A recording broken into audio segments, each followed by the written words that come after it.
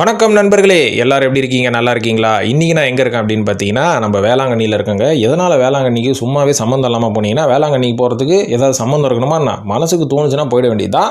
ஆனால் இன்றைக்கி நான் போனதுக்கு ஒரு முக்கியமான காரணம் இருக்குது. என்ன காரணம்னா, வேறு ஒன்றும் இல்லை, கிறிஸ்மஸ் தான். கிறிஸ்மஸ் அன்றைக்கி வேளாங்கண்ணி எப்படி இருக்கும் அப்படின்னு தெரிஞ்சுக்கிறதுக்கு நான் ரொம்ப நாள் ஆசைப்பட்டேன். ஆனால் ஒரு கிறிஸ்மஸும் மிஸ் ஆகிட்டு இருந்தது. இந்த கிறிஸ்மஸுக்கு போயிடுவோமே அப்படின்னு சொல்லி கிளம்பி போனால் அங்கே எனக்கு ஏகப்பட்ட ஆச்சரியங்கள். என்ன ஆச்சரியம் அப்படின்றத பற்றி தான் இந்த வீடியோவில் நான் பகிர போகிறேன். அதனால் வீடியோவை கடைசி வரைக்கும் பாருங்கள், நீங்களும் ஷாக் ஆகிடுவீங்க இந்த ஆச்சரியத்தெல்லாம் பார்த்ததுக்கப்புறம். அதில் முதல் ஆச்சரியமே என்னன்னு பார்த்தீங்கன்னா, நான் எதிர்பார்த்த அளவுக்கு கிறிஸ்மஸுக்கு வேளாங்கண்ணியில் கூட்டமே இல்லை. ஏன்னா நான் ஒரு சில யூடியூப் வீடியோஸ் பார்த்துருக்கேன், பயங்கர செலிப்ரேஷன் இருக்கும் அப்படின்ற மாதிரிலாம் சொல்லியிருந்தாங்க.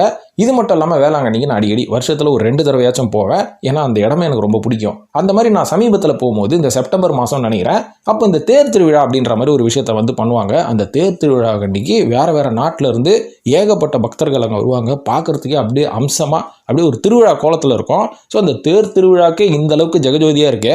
அப்போ கிறிஸ்மஸ் அன்னைக்கு எப்படி இருக்கும் அப்படின்ற ஒரு மிகப்பெரிய எதிர்பார்ப்பில் தான் நான் வேளாங்கண்ணி சர்ச்சுக்கு இந்த வாட்டி நான் போனேன். ஆனால் எனக்கு ஒரு சின்ன ஏமாற்றம் இருந்தது. என்னடா இது, இந்த அளவுக்கு கூட்டம் இல்லையே, எப்போவுமே இருக்கிற மாதிரி தான் கூட்டம் இருக்குது, இருந்தாலும் வேறு என்ன தான் நம்ம இங்கே எதிர்பார்க்கலாம் அப்படின்னு போகும்போது அவங்க செய்து வைத்திருந்த அந்த டெக்கரேஷன்ஸ் அவ்வளோ அருமையாக இருந்ததுங்க. அதாவது வேறு லெவல் டெக்கரேஷன் அப்படின்ற மாதிரி சொல்லலாம். அதை பகலில் பார்க்கும்போது நம்மளுக்கு ஒன்றுமே தெரியல. ஈவினிங் போக போக சூரியன் மறைய அந்த இருட்டு சூழ இவங்க பண்ணியிருந்த அந்த லைட் செட்டிங்ஸு மற்றும் இவங்க செய்யக்கூடிய அந்த பிரார்த்தனைகள்லாம் அவ்வளோ பிரம்மாண்டமாகவும் அவ்வளோ நல்லாவும் இருந்தது.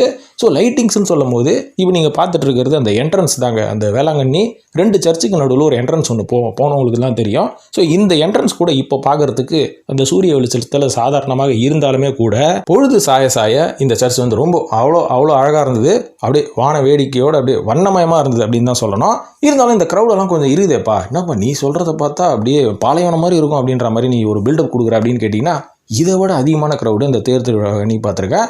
ஆனால் மக்கள் கூட்டம் இந்த வாட்டி கொஞ்சம் கம்மி அப்படின்ற மாதிரி சொன்னாங்க. ஏன் நம்ம லோக்கலில் விசாரித்து பார்த்தா தான் தெரியுது. இப்போ சமீபத்தில் ஒரு சைக்கிள் ஒன்று வந்து பார்த்தீங்களா, பெண்களா பொங்கலா, இந்த சைக்கிள் ஒன்று வந்தப்போ நம்ம தமிழகத்தில் ரொம்ப பாதிக்கப்பட்ட இடங்கள் இந்த கடலோர இடங்கள் தான். நம்ம சென்னை ஓரளவுக்கு தப்பிச்சிக்கிச்சு, ஆனால் காரைக்கால், பாண்டிச்சேரி போன்ற இடங்கள் பெரும்பாலாக பாதிக்கப்பட்டுச்சு அப்படின்ற மாதிரி கேள்விப்பட்டேன். ஸோ இதன் காரணமாக கூட இந்த வாட்டி கிறிஸ்மஸுக்கு ரொம்ப கூட்டம் கம்மி அப்படின்ற மாதிரி சொன்னாங்க. இருந்தாலும் இந்த லைட் செட்டிங்ஸ் எல்லாம் பாருங்கள், அவ்வளோ அற்புதமாக இருந்தது.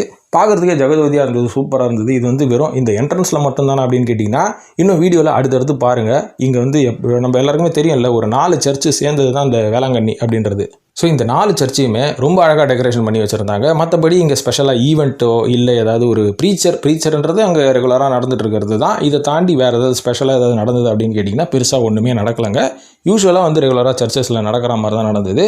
ஒரு பெரிய ஒரு கேதரிங்கோ இல்லை ஒரு பெரிய ஈவெண்ட்டோ பெருசாக நான் எதிர்பார்த்து போனால் ஆனால் எதுவுமே நடக்கலை. இருந்தாலும் நம்ம போய் இங்கே கடவுளை பார்த்துட்டு வந்தது நம்மளுக்கு ரொம்ப மனசாந்தியும் மன நிம்மதியும் கொடுத்தது.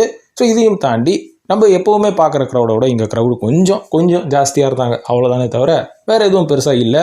ஆனால் வேளாங்கண்ணி சர்ச்சு ரொம்ப சூப்பராகவும் சிறப்பாகவும் கிறிஸ்மஸ் அன்றைக்கி இருந்தது அப்படின்றத நான் இங்கே பதிவு பண்ணிக்கிறேன்.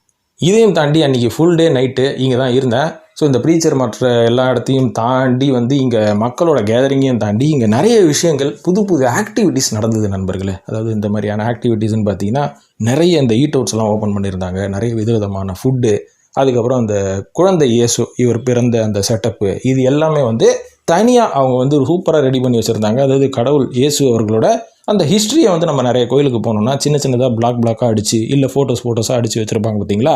ஆனால் இங்கே ஒரு ஒரு லைஃப் ஹிஸ்ட்ரியை சொல்கிற மாதிரி நிறைய செட்டப்ஸ், ஒரு ஸ்டேஜ் ட்ராமா மாதிரி அவங்க போட்டு வச்சுருந்தாங்க, ஒரு சில சிலைகளை வைத்து. இதெல்லாம் பார்க்குறதுக்கே ரொம்ப அற்புதமாக இருந்தது. ஸோ இந்த ஒரு மாதிரியான விஷயத்தை நம்ம நார்மல் டேஸில் அங்கே பார்க்குறதுக்கு வாய்ப்பு கிடையாது. இந்த மாதிரியான ஒரு ஃபெஸ்டிவல் டைமில் பார்க்கும்போது தான் நம்மளுக்கு அப்படியே ஒரு ஆப்பர்ச்சுனிட்டி கிடைக்கும்.